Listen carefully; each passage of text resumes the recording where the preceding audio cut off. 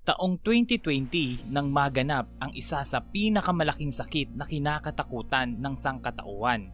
Ito ang COVID-19 na naging pandemya. Maraming tao ang namatay sa sakit. Maraming tao din ang umasa sa kung saan-saan, halimbawa sa dasal at tulong medikal. Paano kaya kung sakaling lumaganap ang pandemyang ito noong unang panahon?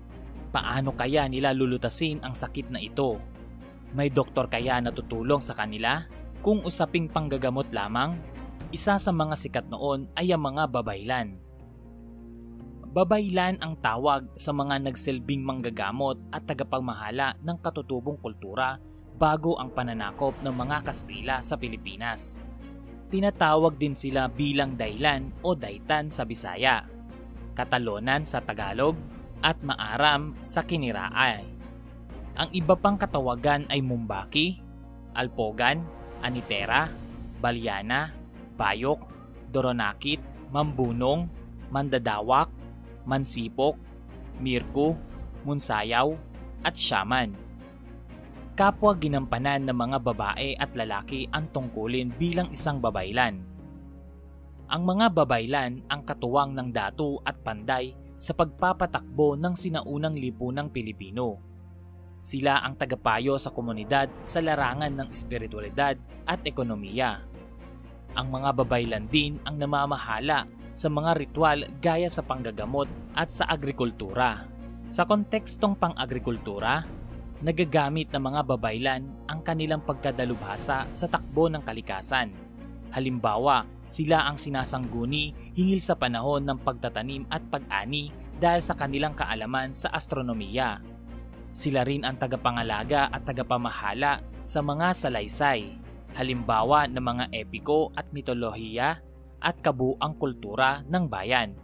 Puwersahang tinaboy at inalis ng mga mananakop na Espanyol ang mga babaylan. Binansagan silang mga mangkukulam at kampon ng demonyo sapagkat naging banta sila sa simbahan at pamahalaang pinatatakbo ng mga kolonyalista. Sa kabila ng banta ng kolonyalismo sa kanilang pag-iral, naging bahagi ang mga babaylan sa pakikibaka para sa reformang agraryo, kalayaan sa relihiyon at pagpapatalsik ng mga dayuhan. May paniniwala rin noon sa isang sagradong pagtawag sa isang individual ang pagiging isang babaylan.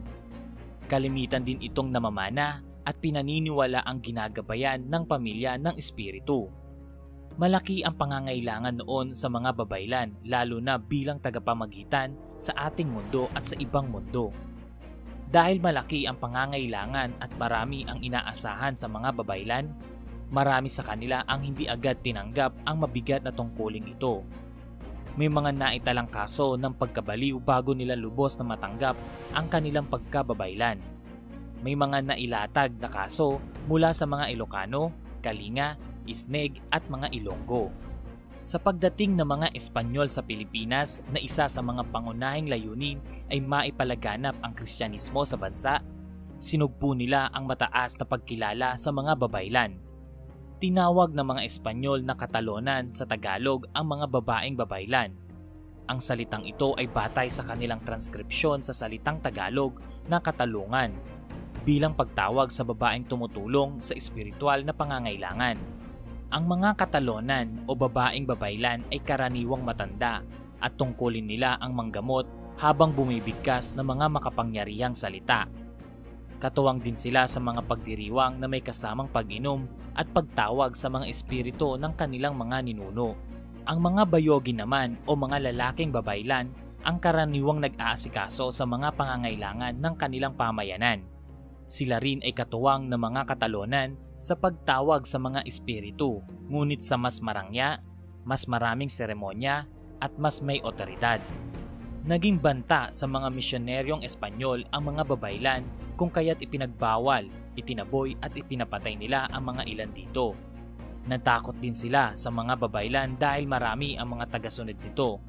Kaya ang mga praile ay nagpalaganap noon ng maling balita na ang mga babaylan ay isang masama at mga aswang. Ipinalaganap nila sa mga pamayanan na ang mga gawain ng babaylan ay taliwa sa Katolisismo, kaya hindi ito dapat pamarisan at itaguyod. Kung sino man ang lumabag ay mapaparusahan tulad ng pagkakakulong at pagpapahirap hanggang sa mapilitang tanggapin ang bagong paniniwala. Sinamsam din ng mga prayle ang mga anting-anting at sinira ang mga paniniwala ng ating mga ninuno ukol sa mga anito at bathala.